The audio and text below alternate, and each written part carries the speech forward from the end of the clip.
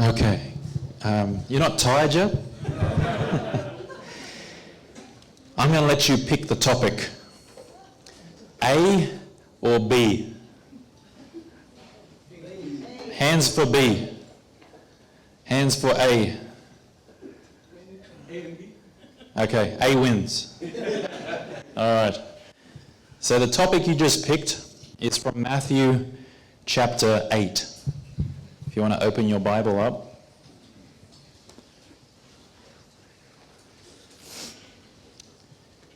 Matthew chapter 8. The context to this story is Jesus is baptized. Immediately he comes up out of the water and goes into the wilderness. He faces off with the devil. He says to the devil, "Depart from me," and the devil flees. He comes out of the wilderness and he says, "I've got good news. The kingdom of God is at hand." People listen. And then in chapter 4 of Matthew, he starts to heal people. All kinds of sicknesses. The people are astonished at what his ability is to heal. And there's people from all different nationalities. You can read in Matthew chapter 4, last couple of verses. And then, chapter 5 this is. And then in the beginning of chapter 5, it says that Jesus goes up into a mountain and great multitudes followed him. And the multitudes that are following him are the ones who have been healed. And then he sits them down and he starts to teach. And he teaches what we call today the Sermon on the Mount. Chapter 5, chapter 6, chapter 7, all the Sermon on the Mount, very long sermon. Then at the end of chapter 7 it finishes, and then chapter 8 verse 1. That's the context. So chapter 8 verse 1, the Bible says, when he had come down from the mountain. So what happened in chapter 5? He went up into the mountain. He's there the whole sermon, and at the end of the sermon he comes down from the mountain. And then it says, when he had come down from the mountain, great multitudes followed him. Who are the multitudes? The multitudes of the people who were healed in chapter 4 from all the different surrounding nations. Okay. So the multitude are who? The healed. Watch this now. Verse 2. And behold, a leper came and worshipped him. Where's my brother Ishmael? There he is. Ishmael, come. You said you're going to make me tired? Tired and empty when you go back.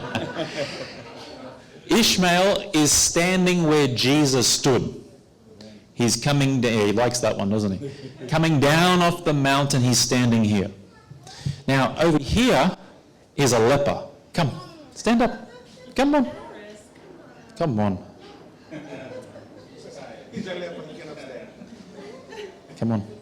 Okay, you're a leper. Come. The leper's standing here. What is the problem with lepers? You bunch of Jewish Pharisees. That's the first thing you think of? What's the problem with the leper? He's got leprosy. That's his problem. You bunch of Pharisaical, unclean. Worried about yourselves. The problem with the leper is he has leprosy. And the leprosy will kill him. Yes or no? Yes. Okay. I'm so sorry you have leprosy. It's terminal. You're going to die. And just to make sure, because all these Pharisees don't want to be unclean, get out of the city. He's got to stay outside the city. And if he comes anywhere near all you Pharisees, he has to say, unclean, unclean, unclean, to give you the chance to keep your clean little souls and get away. The leper knows he has leprosy. Right? The leper knows that the leprosy in his time, in his culture, is fatal. He knows it. Now, you stay there, leper. When he had come down from the mountain, great multitudes followed him. Who's the multitudes? Those who were healed. Chapter 4. Okay. What's verse 2 say? Read it again. And behold, I said read it, don't mourn about it. What's it say? Okay, and behold, that's the English way of saying, whoa, this isn't supposed to happen. A leper's coming. And what's this leper doing? So come, leper, you're standing here. Leper's coming. What's the leper do? Tell him what he just got to do. Read the text. Worshipped him. Some translations will say knelt down and worshipped him. Either way, because the culture would have been all on your knees, not standing up. So they're not good ducks, are they? Good boy, good boy. Okay, so the leper has come in and he's seen who? Jesus, and he's fallen down and he is worshipping him. Okay, you got the context so far? Now, you tell me, you bunch of Pharisees, if you see an unclean person with leprosy, what's your reaction? Now, the insane thing is you were all just healed. Now, here's how far you would go back, because I can read your mind. You will go far enough back to be safe, but close enough to see. Right? Okay, what's it say next?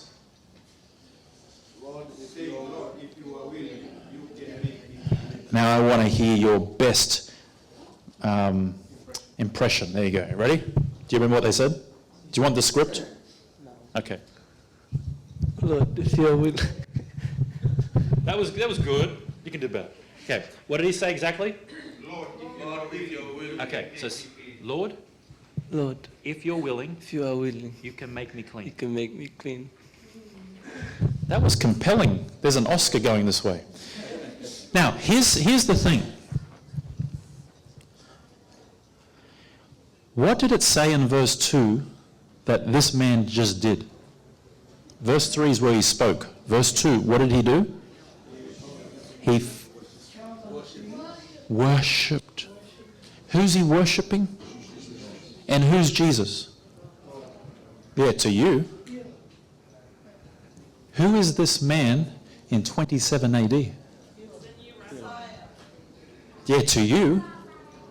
But who's this man in 27 AD? He is seen as an illegitimate son, the carpenter. Isn't his father with us to this day? Do you know what the Jewish law says if you worship a man? Stoned to death. So the leper who has sore knees right now, you can stand up if you want. See, I have compassion. This leper's over here, right? The leper has what? Leprosy. Leprosy equals death in the mindset in that day. But here's the thing. This man is considered to be a man. And in Jewish law, if you worship anything that's not God, you will be stoned. So this man who is going to die of what? He comes to this man and he falls down and worships him. He's going to face death one way or the other. So here's the question. Do you wait for the death of leprosy? Because it's coming. Or do you risk the death of acknowledging him and worship him? And say, Lord, if you are what? Okay. I was never good at English. Yeah, you look shocked. English was my worst subject in school. I got D's. That's when they used to do grades. But you know what I learned about English? If a sentence starts with the word if, it means there's a condition. The leper says, if you are willing. What's the condition in this sentence? The condition is, if you are willing, do X. If you're not willing, do Y. Does that make sense? Okay, you guys are getting tired. I can see I'm doing my job here. So here's the point. This leper said to this man, he said, Lord. His action was worship. He's now he's in danger of being stoned. But he says, if you're willing. So what's the question in his mind? He's not sure if the Lord is willing. Do you see what I'm saying? Some of you today are exactly like the leper. You look to Jesus and look to God and you're not sure. I'm not sure if he's willing. But notice the next part. He said, Lord, if you're willing, you can. What's he say next? Make me clean. See, we all believe that God can heal, God can forgive, God can redeem, but we're not sure if he'll do it for us. See, the biggest problem with the leper is the leper couldn't be near people.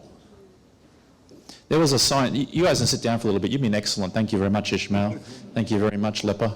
Thank you very much. There was an experiment done in Russia. No, sorry, not Russia, Germany. And the Germans did this study where they wanted to see what was the effect and impact of human touch on babies. So this is what they did. They had 6 babies, I think it was 6 or 12. They had a bunch of babies over here, newborns, and a bunch of babies over here. These babies were never touched after birth. No physical touch, no mother, no human, nothing, no nurse, nothing. These ones over here, they were treated like normal, touch, hold, feed, all that stuff.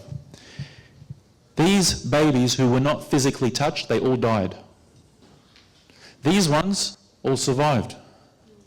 And the conclusion was that as newborns into this world, we feed on, we need human touch. When the leper is diagnosed as leper, he's kicked out of the country, or kicked out of the region, kicked out of the city, behind the wall. And you know what they don't have anymore? They don't have touch. And see, the leper was taught that the reason you have leprosy is because you've offended God. That's why you're cursed. Because sickness was considered a curse of God because you've done something wrong. So here we now have a leper who has been taught by the people of his day, you're an outcast, God doesn't love you, you've offended God, you can't be touched, all that sort of stuff. And so here comes a man and says, you know what, I can't handle it anymore. I'm going to die from this, but I'm going to arise, I'm going to come to Jesus because I've heard he heals. I'm going to fall down and worship him and then say, I know you're able to heal me, but I don't know if you will, so I'm asking if you're willing.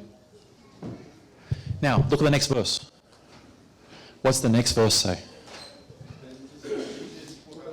Then Jesus put out his hand and touched him. Then what does it say? And he said, I am willing, be thou clean. Notice this. For Jesus to heal this leper who's fallen down at his feet. By the way, our leper here was very handsome.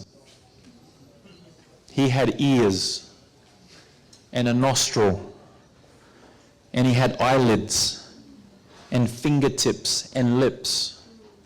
When you have leprosy, your ears start to basically rot, your eyelids rot, your nostrils rot, your lips rot, and your fingertips and toes. And you know what follows the rot? Stench. You're a living, walking, dead, dying person. So when the leper falls down at Jesus' feet, he looks at this bowl of rotting flesh. Everyone like you who are, he's unclean. You're all standing back because you don't want to get that, because who would want that? And Jesus looking there, in the Gospel of Mark in chapter 1, it says, the same story, it says, and Jesus was moved with compassion. Matthew just says that he put forth his hand and what? Touched him.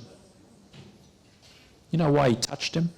He didn't have to touch him. He healed 10 lepers in another occasion and just spoke the word, go. They turned around, walked, and as they were walking, they got healed. But this one, he chose to touch him.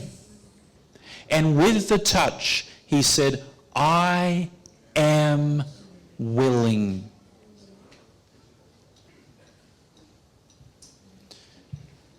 You said 50 minutes, right? You and me are the leper.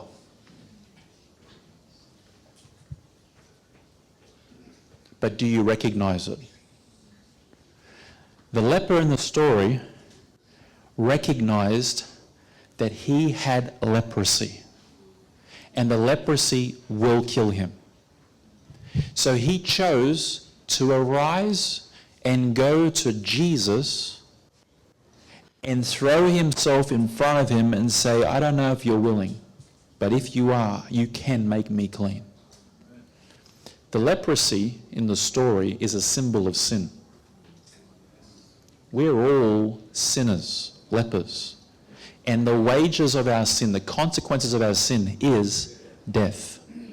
Your sin is killing you and will kill you. And not just the death of like, oh well, we put you in the grave and we all cry a tear. We're talking the ultimate reality of death is eternal separation from God. And so, the story teaches us that Jesus is looking to us and saying, hey, have you heard? I can heal. Now, as we hear the story, faith comes by hearing and hearing by the word of God. Something happens in our hearts and we go, you know what? I will arise. You know the hymn? I will arise and go to who? To Jesus. And when I get to Jesus, I'll say, Jesus, if you are willing, you can make me clean. Jesus says, if you confess your sins, I am faithful and just to forgive you your sins and to what, everyone? Cleanse you from all unrighteousness. But when Jesus he's reaching down and he's touching that leper and he's speaking those words, he's doing two things. He's giving the feeling, the physical touch, and he's giving the words. Do you know where we see another picture of this? We see it in Eden. We see a picture of God touching, he's forming the dust of the earth. Or do you picture God standing out in outer space going, and then making the dust, and then putting the wind in his nose? Or do you picture him getting down and forming the dust of the ground into the body, and then breathing into his nostrils the breath of life?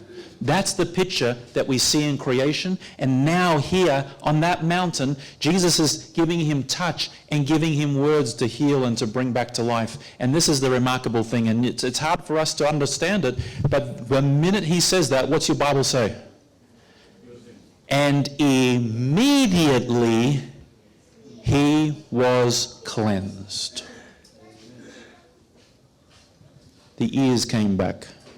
The eyelids came back. The nostrils, the fingers, the toes, the whole. He came back. If you read the book Desire of Ages, it says that when it came back, the flesh was more perfect than baby flesh. That's amazing. And yet Jesus says, if you confess your sins, your leprosy, he is faithful and just to forgive us and cleanse us from all unrighteousness. And now, here's the question. Do you believe that? Okay. You don't believe it. Do you believe it? Yes. All right, so here's the question. How long did it take Jesus to heal the leper? Immediately. How long until he cleanses you? Immediately. So this week, when you get up and you believe by faith that he's able and just to forgive you of all unrighteousness and cleanse you from all that unrighteousness and all that filth and all that rubbish, you believe that he has done it when? Immediately. And then you go through your day, your week. Maybe you'll be a year next time I see you, but a day, the week, the month, the year. You keep going forward, and you remember that Jesus is able to cleanse you. Do you know that song, I Will Arise and Go to Jesus? If not, go Google it, because I'm not going to sing it. It's a great song. Only when you recognize you're a leper, only when you recognize that you will die in your sin, that will cause you to get up and go to Jesus and ask him to heal. Let's pray. Father in heaven, thank you for sending Jesus. Thank you that he is the author and the finisher of our faith. As we go through this new week, help us not to be the person living on the outside of the cities of grace and going, it's no good for me. I don't know if he doesn't love me. He's not going to care. He's not going to forgive me. Help us to arise and come to Jesus. And Father, I pray for my friends here. I don't know their lives. I don't know their secret sins. I don't know their rebellious heart. But they're sitting here today, they're sitting here tonight, and your Spirit's still working on them. As we go our separate ways, convince us and draw us by the power of your own love to confess our sins to you, so that you can free us and cleanse us and restore us. May we enter into this new week empowered by your forgiveness, emboldened by your love, and going forward each step in step with the power of the Holy Spirit. We pray this in Jesus' name. Amen.